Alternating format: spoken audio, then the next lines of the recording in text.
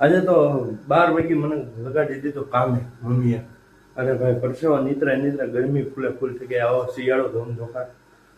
તો good afternoon બધાને, જય દ્વારકાધીશ, હર હર મહાદેવ. સ્વાગત છે તમારું બધા નવા બ્લોગ વિડીયોની સાથે. અને નવા હોય તો યુટ્યુબ ચેનલને ઇન્સ્ટાગ્રામને ફોલો કરવાનું ભૂલતા નહીં.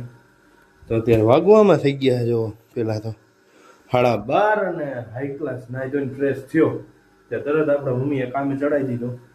તો એ બધું કામ બામ આપણે બધું પતાવી નાખ્યું. રૂમ એક સાફ કરવાનો તો એ સાફ કરી નાખ્યો. હાઈ ક્લાસ મસ્તીનો હાઈ ભરાઈ ગયો તો આખો ગમે ત્યાં કોળિયું પડ્યું હતું, વાસણ ને બધું એવું. તો ફટાફટ આપણે ક્લીન કરી નાખ્યો. તમને બતાવું પેલા આપણો રૂમ. અને બહાર અહીંયા ચાલુ છે ઘંટી, લોટ દડાઈ છે ને બહાર 12:30 ઘંટી ચાલુ છે.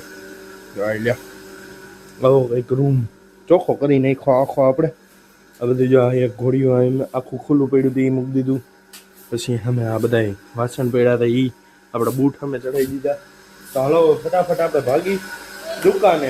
અત્યારે મિત્રો આપણે આવી ગયા હતા ઘરે અને હાઈ ક્લાસ જમી કરવી લીધું અને વાગવામાં થઈ ગયા જો 5:30. અને હવે જાય આપણે પહેલાં તો સીધા દુકાને. તો હાલો જાય ને અહીંયા આપણા બા બેઠા છે ને મસ્તીનો તડકો છે. હાલો ફટાફટ પહેલાં તો જાય આપણે દુકાને. આજે મંદિરે છે મીટિંગ છે. આપણે મંદિર નવું બનાવે છે રામેશ્વર દાદાનું. તો સાંજે ત્યાં જવાનું છે.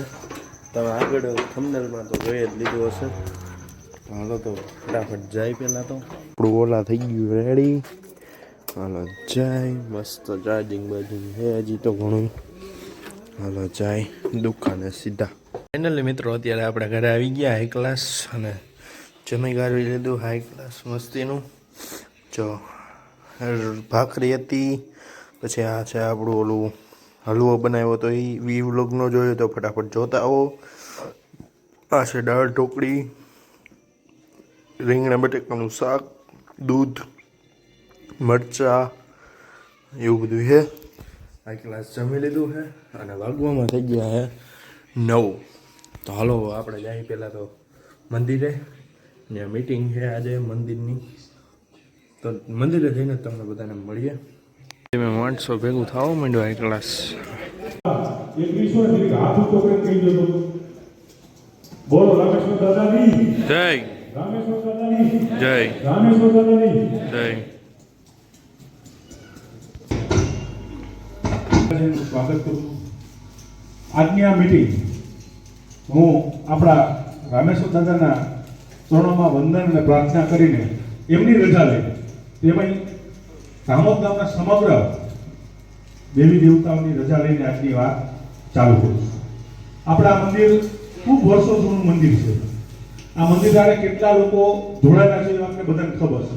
આ મંદિર જે હયાત મંદિર કોને બનાવેલું છે એ મને નથી ખબર. કદાચ આ ગામના આગેવાનોને બધાને ખબર હશે. આપણા બંને અહીંના મહંત અને બાપુ સુરજગીરી બાપુ આપણી હાજરીમાં છે. ત્યારે આ સ્વયંભૂ પ્રગટ શિવલિંગ રામેશ્વર દાદાના મંદિરના જીર્ણોદ્ધાર માટે અમે છેલ્લા 2 મહિનાથી આ પ્રયત્ન કરી રહ્યા છીએ. આ મંદિર બનાવવા માટે ગામના ઘણા એવા શિવ ભક્તો હતા કે એમને એવો સંકલ્પ કર્યો હતો કે આ મંદિર અમે 1-2 વ્યક્તિથી બનાવી દઈએ.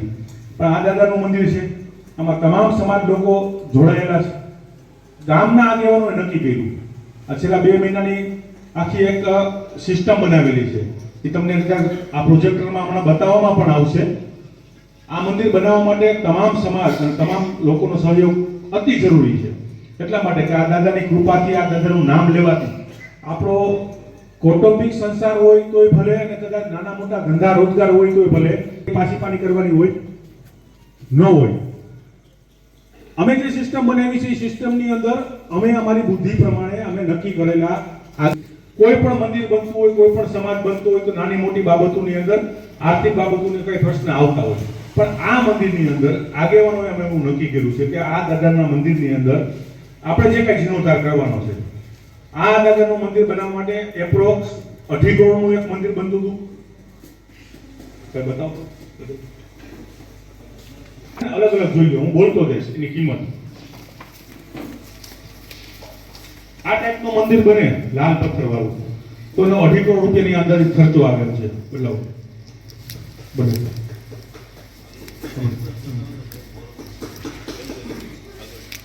પેલું હા બસ આ એક મંદિર છે.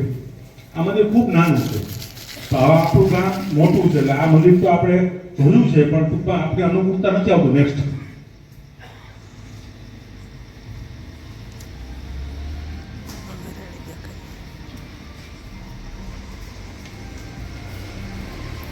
આ મંદિર છે રાજકોટનું મંદિર છે. એ હમણાં જ બન્યું અને રાજકોટની અંદર આ લગભગ 3 કરોડના ખર્ચે બનેલું મંદિર છે. આ લાલ પથ્થરનું છે. બતાવો.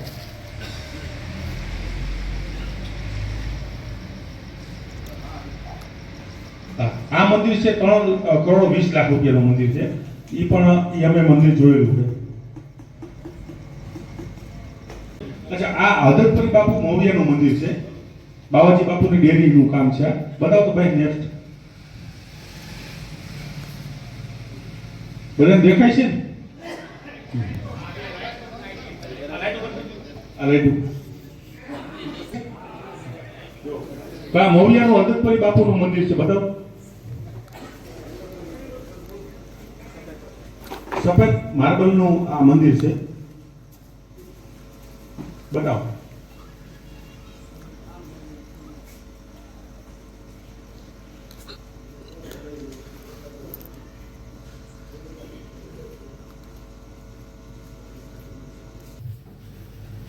આનો ખર્ચ 4 કરોડ રૂપિયાનો છે.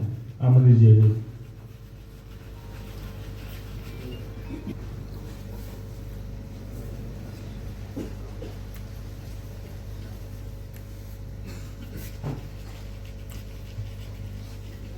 છેલ્લા 1-2 મહિનામાં ત્યાં આજુબાજુ ગામના બધા મંદિરોને અમે તપાસ કરી. એમાં આખા ગુજરાત રાજ્યની અંદર એક પણ એવું શિવ મંદિર નથી કે જે માર્બલનું બનેલું હોય. તો આ મંદિરના ઇતિહાસની મને ખબર નથી પણ કદાચ મંચસ્થ મહેમાનોને ખબર હોય, આગેવાનોને ખબર હોય કોણે બનાવેલું. પછી એમાં પણ બહુ 100-150 વર્ષ પહેલાની વાત હાલે છે કે એને 2 કરોડ 60 લાખ રૂપિયા, એક 3 કરોડ રૂપિયા, એક 3 કરોડ ને 40 લાખ રૂપિયા અને એક 4 કરોડનું મંદિર આપણે બનેલું છે. હવે આપણા દાદાનું મંદિર છે. આમાં તો કઈ નબળું ન બનાવે કે આપણે આમનું નામ લઈશું કે આપણે નબળું મકાન નથી બનાવતા. તો તમારી એવી આ જે મંદિર જોયું એમાં તમારી સમસ્ત ગામ લોકો, તમામ સમાજના આગેવાનો બેઠા છે ત્યારે આ મંદિર કેવું બનવું જોઈએ, રામેશ્વર દાદાનું મંદિર કેવું બનવું જોઈએ ને એ તમારે કેવું પડશે. કોઈને સારામાં સર્વ 4 કરોડ વાળું બનાવવું હોય તો 4 કરોડ વાળું બનાવો તો 4 આંગળા ઊંચા કરજો. 3 વાળું બનાવો તો 3 કરજો. એટલા માટે કે બધા ગામના સહયોગથી આ મંદિર બનવાનું છે. કાલ હવારમાં કોઈ એવું નક્કી ન કરી. અને આ મંદિરના કોઈ આગેવાની નથી, કોઈ ટ્રસ્ટી નથી, જીપી આવો નથી. બધા આખા ગામ ટ્રસ્ટી ગયા. કદાચ બીજી એક વાત તમને કહી દઉં, કદાચ કોઈને એવો પ્રશ્ન હોય કે આમાં ટ્રસ્ટ બનવાનું છે તો ટ્રસ્ટ બનવાનું નથી. કારણ કે આપણે વર્ષોથી એક જ આપણા 2 પરિવાર છે, આપણા જે પૂજારી કહેવાય, 2 પરિવાર એકાબીજાનું અંતર એકાબીજા ભાઈઓ નક્કી કરીને એનું બધું હલાવતા હોય.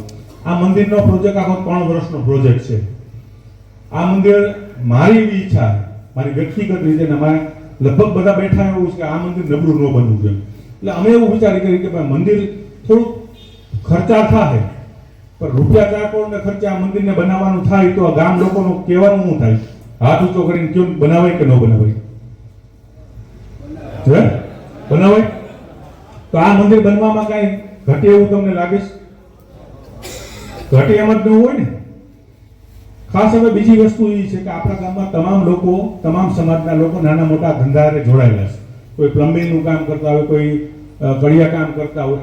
આમાં બધી વસ્તુ હોય ને 5 દશક થવાની છે. બોલીશ તમારે બધાને હાથ અથવા છાતી ઉપર હાથ રાખીને બોલવાનું છે. હા, બધા બેસી જજો. તો હું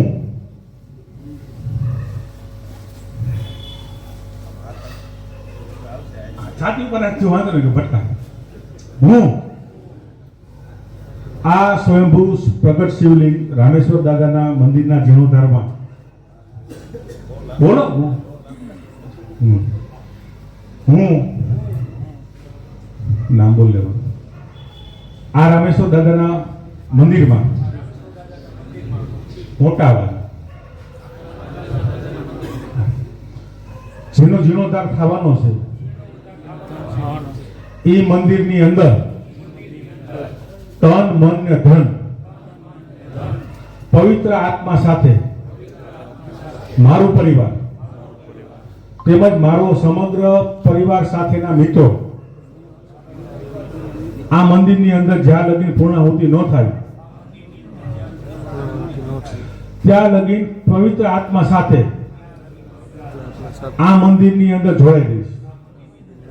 હું આ મંદિર બનતું હોય ત્યારે મારો વધારાનો સમય, મારા પરિવારનો સમય આ મંદિરની નાની મોટી સેવામાં મારી કાયમી તૈયારી હશે. આ મંદિરના કોઈ પણ આગેવાનો આવનારા દિવસોની અંદર મંદિરમાં ભૂલો થાય તો એમને સમજાવવા માટેની અને એમને નવી વાત કરવા માટેની મારી તૈયારી હશે. આ મંદિર બનવાનું થાય ત્યારે સમગ્ર કાર્યક્રમની અંદર બોલો સંકલ્પ લીધેલો છે, સંકલ્પ લીધેલો છે કે સમગ્ર ગામ વતી ગામના આગેવાનો સાથે અને આ મંદિરના બંને પૂજારીઓની સાક્ષીએ રામોદ ગામના સમગ્ર દેવી દેવતા મારી તૈયારી રહેશે. બસ. હવે આપણા ગામના આગેવાન એવા અર્જુનભાઈને કહું કે મંદિર વિશે થોડીક વાત કરી.